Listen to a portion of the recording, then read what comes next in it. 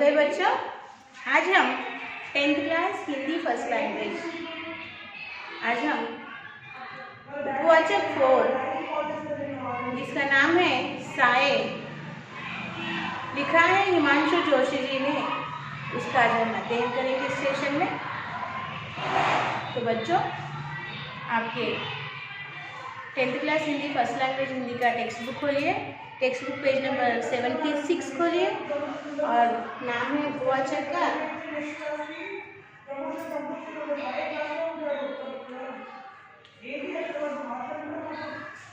उपवाचक और नाम क्या है? साए। उपवाचक का नाम है साए और इसको लिखा है हिमांशु जोशी जी ने। हिमांशु जोशी जी ने, हिमांशु जोशी ने लिखा है। ओके ना। आज हम इस उपवाचक का अध्ययन करेंगे, ठीक है ना बच्चों।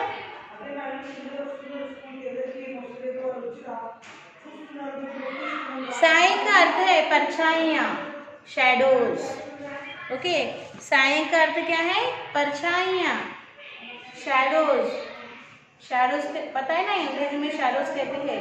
तो इस उपवाचक में कौन सी परछाइयाँ हैं और किस बारे में बताया गया है, हम इस उपवाचक को पढ़कर समझेंगे बच्चों, ठीक है ना। तो आपको ध्यान से सुनना होगा। टेक्स्ट बुक पेज नंबर 76 खोलिए। ओके, पढ़ते समय ध्यान से सुनिए। नन्हे नन्हे दूध मुहे बच्चे, अकेली रुग्ण पत्नी, नाते रिश्ते का ऐसा कोई नहीं जो जरूरत पर काम आ सके। पति सुदूर अफ्रीका में, अस्पताल में बीमार, महीनों तक कोई पत्र नहीं। हर रोज वे रंग बिरंगे टिकटों वाले पत्र की राह देखते, परंतु डाकिया भूल से भी इधर झांकता न था। हाँ, बहुत लंबे अरसे के बाद एक दिन एक पत्र मिला। बड़ा अजीब सा था यह, बहुत करुण, बहुत दर्द भरा। नैरोबी के किसी अस्पताल से लिखा था। रंग भेद के कारण पहले यूरोपियन लोगों के अस्पताल में जगह नहीं मिली, किंतु बाद में कुछ कहलवाने पर स्थान तो मिला, पर इस अनावश्यक विलंब के कारण रोग काबू से बाहर हो गया। डॉक्टरों ने ऑपरेशन की सलाह दी है, किंतु उसमें भी अब सार लगता नहीं। चंद दिनों की मेहमानदारी है, उसके बाद तुम लोगों का क्या होगा कुछ सूझता नहीं। पास होते तो, लेकिन भरोसा रखना, भगवान सबका रखवाला है, जिसने पैदा किया है वह परवरिश भी करेगा। पत्नी पत्र पढ़ती, रोती। अबोध बच्चे रुलाई भरी आंखों से माँ का मुंह ताकते। फिर चिट्ठी पर चिट्ठियाँ डाली उन्होंने, फिर तार पर तार। कहीं केनिया की मोहर लगा एक विदेशी लिफाफा मिला। लिखा था, परमात्मा का ही यह चमत्कार है कि हालात सुधर रही है, एक नया जन्म मिला है। थोड़े दिनों बाद फिर पत्र आया, पहले की तरह किसी से बोलकर लिखवाया हुआ। हालात पहले से अच्छी है, चिंता की अब कोई बात नहीं। हमेशा की तरह कुछ रुपए भी पहुंच गए इस बार। बच्चों के मुरझाए मुखड़े खिल उठे। रुग्ण पत्नी का स्वास्थ्य तनिक सुधार की ओर बढ़ा। चिट्ठियाँ नियमित रूप से आती रही, रुपए भी पहुंचते रहे। देखिए बच्चों, यहाँ पर जिस प्रसंग का वर्णन किया गया है, जिस बात का घटना का वर्णन किया है, बाप यानी पिता, घर का हेड ऑफ द फैमिली पिता अफ्रीका में दूर देश में नौकरी कर रहा है और घर की हालत कैसी है? दूध यानी छोटे छोटे बच्चे जिनके मुंह से अभी दूध भी नहीं छूटा, ओके, शिशु अवस्था को भी पार नहीं किया, इतने छोटे बच्चे हैं। और पत्नी जो है बीमार है, रुग्ण पत्नी यानी बीमार पत्नी है, और नाते रिश्ते का भी उनके आस पास कोई नहीं है जो उनकी ज़रूरत पर उनका काम करे। और पति की हालत वहाँ पर कैसी है, बीमार है। ओके, देखिए बीमार पत्नी अपने पति के पत्र का प्रतीक्षा कर रही है, इंतजार कर रही है, मगर डाकिया भूलकर भी उनके घर पत्र देने नहीं आ रहा। इसका मतलब है उनको पत्र नहीं लिखा, एक भी पत्र नहीं आया पति के तरफ से। फिर एक दिन एक पत्र आता है, उसमें लिखा होता है कि तबीयत बहुत खराब है और अस्पताल में मुझे भर्ती भी नहीं किया जा रहा रंगभेद के कारण। फिर सिफारिश लेने के बाद मुझे एक अस्पताल में दाखिल किया गया, फिर भी मेरी हालत सुधरने को तैयार नहीं है। बस कब बुलावा आए भगवान का और मृत्यु मुझे कब अपने शिकंजे में जकड़े, पता नहीं। बस आप लोगों का ख्याल आता है कि आप मेरे बाद आप लोगों का क्या होगा, मगर चिंता मत करना, जिसने हमें पैदा किया है उस भगवान को हमारी ज़रूर परेशानी होगी, वो हर पैदा करने वाले को भी पालता है। बच्चे पत्नी रो पड़ी, बीमार पत्नी रो पड़ी अपने पति का हाल जानकर, बच्चे रो पड़े, हालत बहुत खराब हो गई घर की। तभी फिर दूसरे दिन कुछ दिन के बाद और एक पत्र आया, उसमें लिखा था हालत थोड़ी सुधर रही है, तबीयत थोड़ी ठीक हो रही है। तब इन मुखड़ों पे थोड़ी खुशी छा गई। फिर उसके बाद और एक पत्र आया और उसके साथ कुछ रुपए भी आए कि पहले से ज़्यादा अब तबीयत ठीक है, घबराने की कोई बात नहीं, और थोड़े रुपए भी आए। इस तरह पत्र का आना और रुपयों का आना सिलसिला शुरू हो गया। बच्चे भी अब खुश है और पत्नी भी खुश है। आगे देखिए, उसने लिखा, बच्चों के मुरझाए मुखड़े खिल उठे, रुग्ण पत्नी का स्वास्थ्य तनिक सुधार की ओर बढ़ा। चिट्ठियां नियमित रूप से आती रही, रुपए भी पहुंचते रहे। उसने लिखा था हाथ के ऑपरेशन के बाद अब वह पत्र नहीं लिख पाता, इसलिए किसी से लिखवा लेता है। इधर एक नया टाइपराइटर खरीद लिया है उसने, अपने कारोबार का भी कुछ विस्तार कर रहा है। धीरे धीरे कुछ नई जमीन खरीदने का भी इरादा है। शहर के पास एक फार्म हाउस की योजना है। घर के बारे में, पत्नी के बारे में, बच्चों की पढ़ाई के बारे में कितने ही प्रश्न थे। बड़ी उत्साहजनक बातें थी। विस्तार से इतना अच्छा पत्र पहले कभी भी न आया था। सबको स्वाभाविक रूप से प्रसन्नता हुई। डूबती नाव फिर पार लग रही थी धीरे धीरे। लगभग 3 बरस बीत गए। घर की ओर से पत्र पर पत्र जाते रहे कि अब उसे थोड़ा सा समय निकालकर कभी घर भी आना चाहिए। बच्चे उसे बहुत याद करते हैं, उसे देखने भर को तरसते हैं। जो हिदायतें चिट्ठियों में लिखी रहती है उनका अक्षरशः पालन करते हैं। माँ को किसी किस्म का कष्ट नहीं देते, कहना मानते हैं, पढ़ने में बहुत मेहनत करते हैं। अज्जू कहता है कि बड़ा होकर वह भी पापा की तरह अफ्रीका जाएगा, इंजीनियर बनेगा, पापा के साथ खूब काम करेगा। अब वह पूरे 12 साल का हो गया है, 6ठी कक्षा में सबसे अव्वल आया है।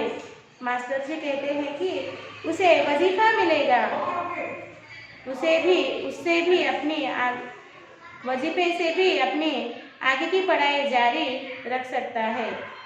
तनु अब 18 पार कर रही है, उसका भी ब्याह करना है। कहीं कोई अच्छा सा लड़का अपनी जात बिरादरी का मिले तो चल सकता है। चिट्ठी के जवाब में बहुत सी बातें थी। लिखा था कि इस समय तो नहीं, हाँ अगले साल तनु के ब्याह पर अवश्य पहुँचेगा। योग्य वर तो यहाँ भी मिल सकते हैं, पर विदेश में, अफ्रीका जैसे देश में लड़की को ब्याहने के पक्ष में वो नहीं है। दहेज की चिंता न करना, वही वर की खोज करना। वर की तलाश में अधिक भटकने की आवश्यकता न हुई। आसानी से खाता पीता घर मिल गया। शायद इतना अच्छा घराना न मिलता, लेकिन इस भरम से कि कन्या का बाप अफ्रीका में सोना बटोर रहा है, सब सहज हो गया।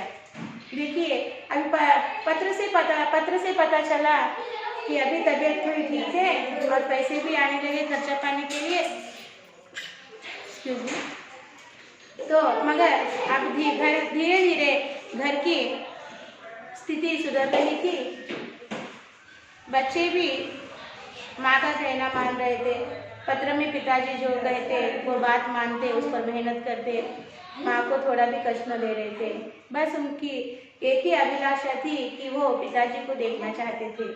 वो बहुत छोटे थे तब उनके पिताजी अफ्रीका चले गए थे, अब वो उनके पिता को देखना चाहते थे।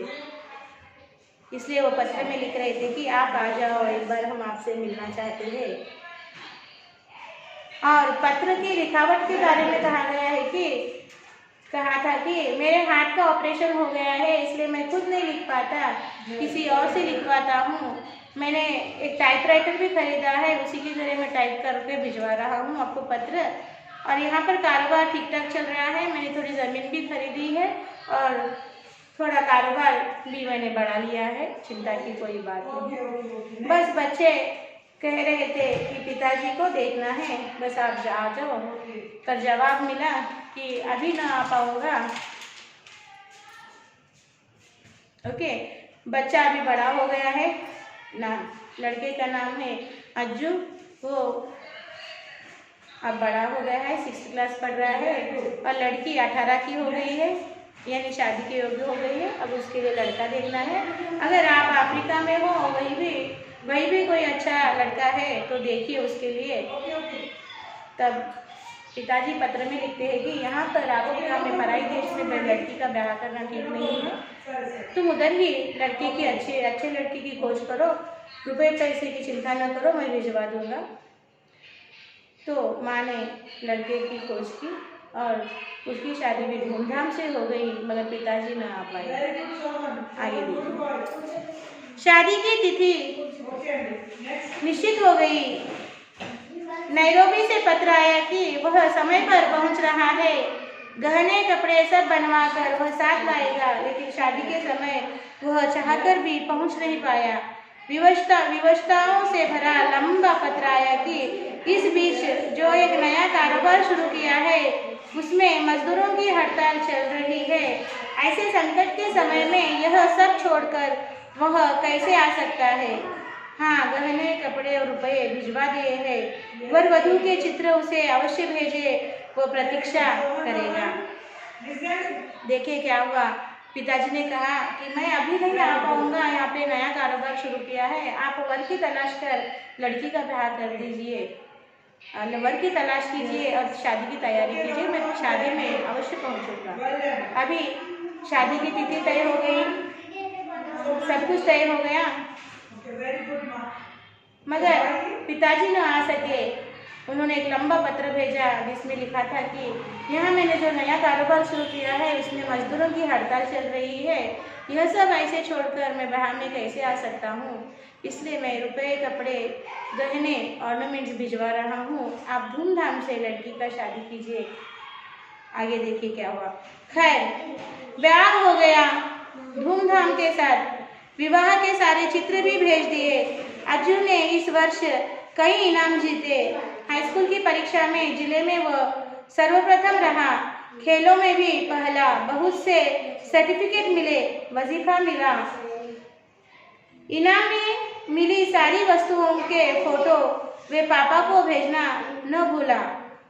बदले में कीमती कैमरा आया, गरम सूट का कपड़ा आया, सुंदर घड़ी आई और मर्मस्पर्शी लंबा पत्र आया। लिखा था कि वह बच्चों की उम्मीद पर ही जी रहा है, पत्नी का स्वास्थ्य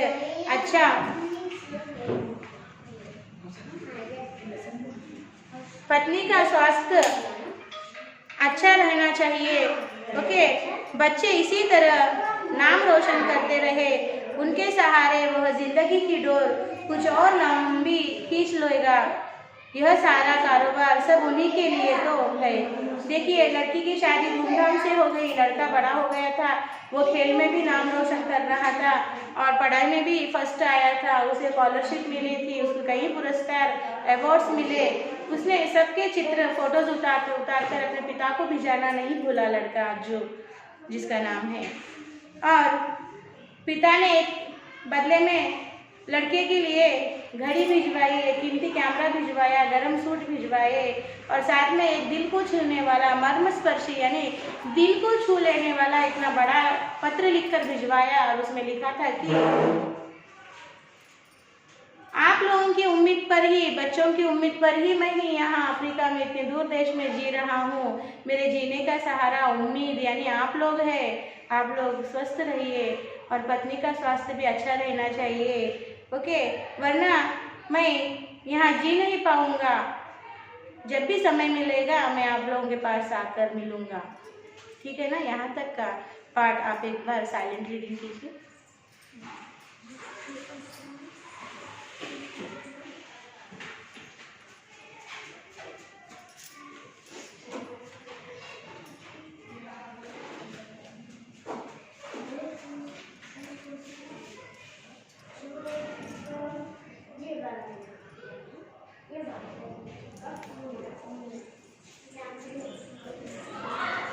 ओके बच्चा, पढ़ना ज़रूरी है। ओके, साइलेंट रीडिंग करते रहिए। साइलेंट रीडिंग को मौन वाचन कहते हैं हिंदी में। ठीक है ना? पढ़ना बहुत ही ज़रूरी है बच्चों। देखिए आगे का भाग पढ़ेंगे हम। पर अनेक वादे करने पर भी घर आना संभव न हो पाता। हर बार कुछ न कुछ अड़चनें आ जाती और उसका जाना स्थगित हो जाता। पाँवों पर पंख बांधकर समय उड़ता रहा आबाद गति से। बच्चों ने लिखा कि यदि उसका इधर आना कठिन है तो वे ही सब अफ्रीका आने की सोच रहे हैं। कुछ वर्ष वही बिता लेंगे। उत्तर में केवल इतना ही था कि काम बहुत बढ़ गया है। नैरोबी, मोम्बासा के अलावा अन्य स्थानों पर भी उसे नियमित रूप से जाना पड़ता है। यहाँ विश्वास के आदमी मिलते नहीं, इसलिए उसे स्वयं ही खटना पड़ता है। यहाँ की आबो हवा, बच्चों की पढ़ाई, अनेक प्रश्न थे। अज्जू जब तक अपनी पढ़ाई पूरी न कर लेता तब तक कुछ नहीं हो सकता। समय निकाल कर कभी वह स्वयं घर आने का प्रयास करेगा। बच्चों की बहुत याद आती है, घर की बहुत याद आती है, लेकिन विवशता है, क्या किया जाए। जब पिता को समय नहीं मिल रहा तब बच्चों ने सोचा और एक पत्र लिखा कि आप पिताजी, आपको समय नहीं मिल रहा, आप इधर नहीं आ पा रहे, तो हमने सोचा कि हम ही उधर आ जाए और कुछ वर्ष आपके साथ उधर रहेंगे। तब पिता ने पत्र लिखकर कहा कि यहाँ पर काम की व्यस्तता के कारण मैं आप लोगों को समय नहीं दे पा रहा, मैं आप लोगों के पास नहीं रहा। जब तक तुम्हारी पढ़ाई नहीं खत्म होती तब तक तुम इधर आने का मत सोचो। इस बीच में अगर मुझे समय मिला तो मैं आकर आप लोगों को मिलकर जाऊंगा। आगे देखिए। अंत में एक दिन वह भी आ पहुंचा जब अज्जू ने अपनी पढ़ाई पूरी कर ली। कहीं अच्छी नौकरी की तलाश शुरू हुई, पर पिता के अब भी घर न आने की संभावना न दिखी तो उसने लिखा, अम्मा बीमार रहती है, बहुत कमजोर हो गई है, एक बार अंतिम बार देखना भर चाहती है। प्रत्युत्तर में विस्तृत पत्र मिला, इलाज के लिए रुपये भी, परंतु इस बार अज्जू ने ही जाने का कार्यक्रम बना लिया। अकस्मात पहुंचकर पापा को चौंकाने की पूरी योजना के साथ टिकट खरीद लिया। पासपोर्ट, वीज़ा भी सब देखते देखते बन गया और एक दिन दिल्ली में वो विमान से रवाना भी हो गया। उसके मन में गहरी उत्कंठा थी कि पापा उसे देखकर कितने चकित होंगे। उन्होंने कल्पना भी न की होगी कि एकाएक वो इतनी दूर एक दूसरे देश में इतनी आसानी से आ गया। उनकी निगाहों में तो अभी वह उतना ही छोटा होगा जब वह निक्कर पहनकर आंगन में गिल्ली डंडा खेलता था। देखिए, अभी अज्जू बड़ा हो गया, नौकरी की तलाश करने का समय आया, फिर भी पिताजी न आए तो उसने पत्र लिखा और कहा कि अम्मा की तबीयत खराब रह रही है और वो आपको एक क्षण देखना चाहती है, सिर्फ देखने की आरज़ू कर जी रही है आपको। फिर उसने स्वयं ही पिता को जाकर सरप्राइज देना चाहा और उसने अपना खुद का वीज़ा पासपोर्ट बना लिया और दिल्ली के हवाई जहाज से बैठकर उसने अफ्रीका जाने को भी वो रवाना हो गया। देखिए आगे क्या हुआ। और वो हवाई जहाज विमान में बैठकर सोचने लगा, जब मैं इस तरह से अचानक पिताजी के सामने जाऊंगा, मुझे देखकर पिताजी कितने खुश होंगे। उन्होंने तो मुझे निक्कर पहनकर गली में मोहल्ले में गिल्ली डंडा खेलते समय देखा था। अब इतना बड़ा होने के बाद देखकर वे कितने खुश होंगे, इसी भावना से वो खुश हो रहा था। आगे देखिए क्या हुआ। नैरोबी के हवाई अड्डे पर उतरकर वह सीधा उसी पते पर गया जो पत्र में दिया हुआ था, परंतु वहाँ ताला लगा था। उसके पिता की पुरानी धुंधली नेम प्लेट अवश्य लगी थी। अस्पताल पूछताछ की तो पता चला कि एक वृद्ध भारतीय अप्रवासी अवश्य यहाँ रहते थे। रात को देर से दफ्तर से घर लौटते हैं, किसी से मिलते जुलते नहीं, निपट अकेले हैं। वह बाहर बरामदे में रखी बेंच पर बैठा प्रतीक्षा कर रहा। रात को एक बूढ़ा व्यक्ति ताला खोलने लगा तो देखा एक युवक सामने बैठा सामान के सामने बैठा ऊँघ रहा है नींद के मारे। उसका नाम धाम पूछा तो उसने अपनी बाहों में भर लिया। बड़े उत्साह से उसका स्वागत किया। भोजन के बाद वे उसे अपने कमरे में ले गए। दीवार की ओर उन्होंने इंगित किया। एक नन्हा बच्चा माँ की गोद में डुलका किलक रहा है। यह किसका चित्र है? युवक ने गौर से देखा, कुछ झेंपते हुए कहा, मेरा। वृद्ध इस बार कुछ और जोर से खिलखिलाए, मेरे बच्चे, तुम इतने बड़े हो गए हो। सच कितने साल बीत गए, जैसे कल की बात हो। उन्होंने उसके चेहरे की ओर देखा। तुम शायद नहीं जानते, तुम्हारे पिता का मैं कितना जिगरी दोस्त हूँ। कितने लंबे समय तक हम साथ साथ रहे, दो दोस्तों की तरह नहीं, सगे भाइयों की तरह। उसी ने मुझे हिंदुस्तान से यहाँ बुलाया था, बड़ी लगन से सारा काम सिखलाया। साथ साथ साझे में हमने यह कारोबार शुरू किया। नैरोबी की आज यह एक बहुत अच्छी फर्म है। यह सब उसी की बदौलत। कहते कहते वह ठिठक गए। उसका हाथ अपने हाथों में थामते हुए बोले, तुम्हारी माँ कैसी है? अच्छी है। भाई बहन सब ठीक है?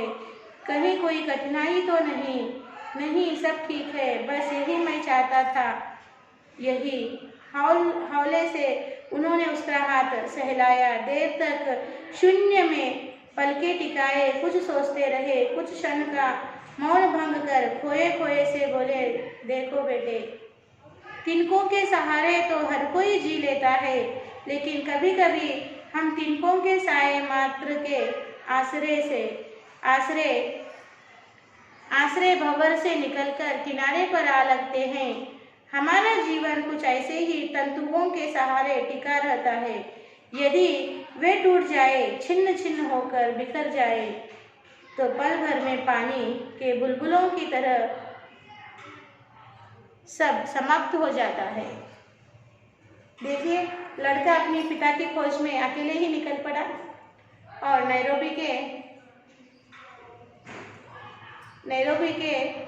नैरोबी के हवाई अड्डे पर एयरपोर्ट पे उतरा और पिता के पत्र में जो पता लिखा हुआ था उसी पत्रे पर जा पहुंचा। देखा तो वहाँ पे ताला लगा हुआ था और आसपास पूछताछ की तो कहा गया कि यहाँ पर एक वृद्ध यानी बूढ़ा आदमी रहता है जो भारतीय है और वो देर रात वापस घर आता है। बस वो अकेला रहता है, उसका कोई अपना रिश्तेदार नहीं है। तो लड़का वहीं पर बेंच पर बैठकर उस व्यक्ति का इंतजार करने लगा, प्रतीक्षा करने लगा। देर रात हो गई, तब एक वृद्ध आया और ताला खोलने लगा। तब उसने देखा कि एक सामान के साथ एक लड़का बैठकर ऊँघ रहा है। तब व्यक्ति ने पूछा, तुम कौन हो? ओके, जब नाम बताया गया तो उस व्यक्ति ने खुश होकर उसे अपने गले लगाया, घर लेकर गया। अंदर जाने के बाद उसको दीवार पे टंगी हुई एक तस्वीर बताई। तस्वीर में क्या था? एक माँ के गोद में एक बच्चा खेल रहा था। लड़के को पूछा कि किसकी तस्वीर है, पता है? तब लड़के ने ऊँघते ऊँघते जवाब दिया कि मेरी। तब उसने अपना परिचय दिया कि मैं तुम्हारे पिताजी का जिगरी दोस्त यानी क्लोज फ्रेंड हूँ। तुम्हारे पिता ने ही मुझे इंडिया से यहाँ पर बुलाया था और सब कुछ काम सिखाया। आज जो कुछ भी कारोबार है तुम्हारे पिता की ही वजह से है, उसने ही सब कुछ मुझे सिखाया। और दोनों ने पार्टनरशिप में ये बिजनेस शुरू किया। फिर उसने परिवार के बारे में, माँ के बारे में पूछा। फिर उसने एक ऐसी बात कही कि मनुष्य के जीने के लिए एक छोटे से तिनके का सहारा ही बहुत कुछ होता है। जब ये सहारा नहीं मिलता है तो मनुष्य टूट कर बिखर जाता है। तो आगे देखिए और क्या हुआ। पेज नंबर 80 देखिए। जरा सोचो बेटे, वे खांसे। यह सब कहकर वो वृद्ध व्यक्ति जो थे वे खांसे इस तरह से। अगर तुम्हारे पिता की मृत्यु आज से 10-15 साल पहले हो जाती तो क्या होता? भले ही वे एक अच्छी रकम तुम्हारे नाम छोड़ जाते, उन्होंने युवक के असमंजस में डूबे गंभीर चेहरे की ओर देखा। रुपये रेत में गिरे पानी तरह कहीं विलीन हो जाते और तुम अनाथ हो जाते। तुम्हारी माँ घुल घुल कर कब की मर चुकी होती। तुम इतने हौसले से पढ़ नहीं पाते, जहाँ तुम आज हो वहाँ तक नहीं पहुँच पाते। निराशा की, हताश की, असुरक्षा की इतनी गहरी खाई में होते कि वहाँ से अंधेरे के अलावा और कुछ भी न दिखता तुमको। उन्होंने अपने सूखे होठों को जीभ की नोक से भिगोया। हम दुर्बल होते हैं, असहाय, अकेले होते हैं, फिर भी कितने कितने बीहड़ वनों को पार कर जाते हैं, सहारे की एक अदृश्य डोर के सहारे। उनका गला भर आया। तुम्हारे पिता तो तभी गुजर गए थे। अपने साझे कारोबार से उनके ही हिस्से के पैसे तुम्हें नियमित रूप से भेजता रहा। कितने वर्षों से मैं इसी दिन के इंतज़ार में था। अब तुम बड़े हो गए हो, अपने इस कारोबार में मेरा हाथ बटाओ। तुम सरसब्ज हो गए।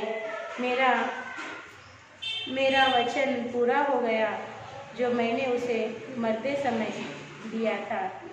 उनका गला भर आया। डबडबाई आंखों से ये दीवार पर टंगे एक धुंधले से चित्र की ओर न जाने क्या क्या सोचते हुए देखते रहे। बच्चों, पढ़ते पढ़ते मेरा गला भर आ गया।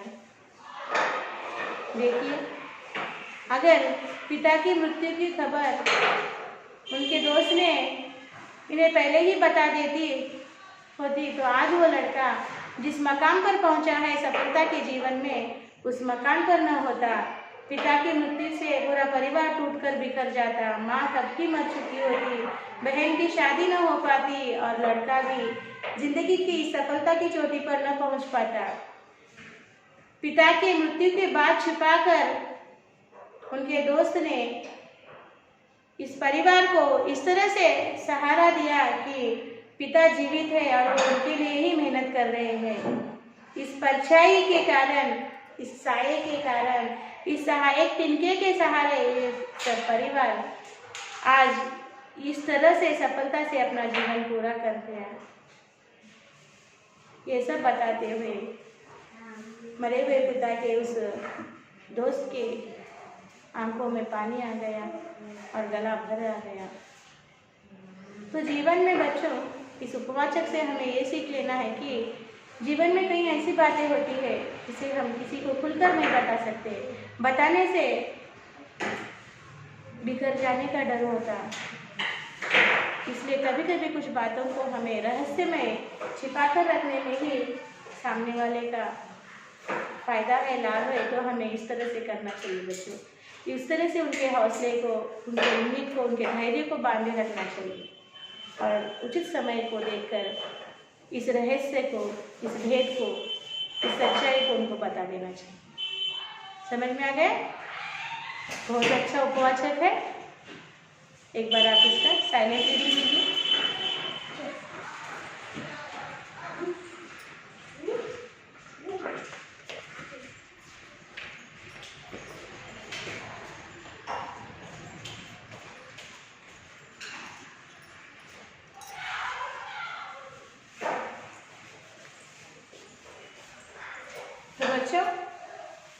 अब आपका साक्षी वर्ग इस तरह से लिखिए, साक्षी।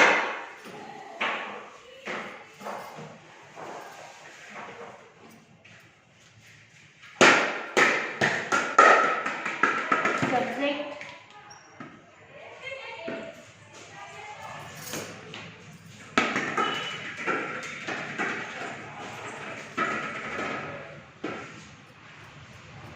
Hindi first language. Class 10th and homework,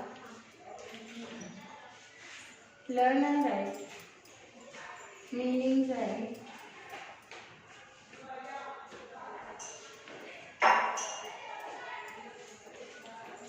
question and answer in HW, word and from, उपवाचक,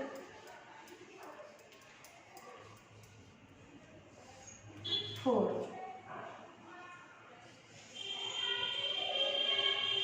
yes, parents sign लेना यहाँ पर और टीचर यहाँ पर आपको साइन देंगे। ओके, और होमवर्क लिखकर जो आपको स्कूल का मेल आईडी दिया गया है उसको समय पर उस मेल आईडी पर समय पर भिजवा दीजिए बच्चों। सुंदर हस्ताक्षर में लिखिए, कोई पेंटिंग वर्क्स मत लिखिए। यहाँ पर हमने उपवाचक फोर साए समाप्त कर दिया है, कंप्लीट हो गया है। फिर हम एक नए पाठ के साथ नए सेशन में मिलेंगे। तब तक धन्यवाद, बाय बाय।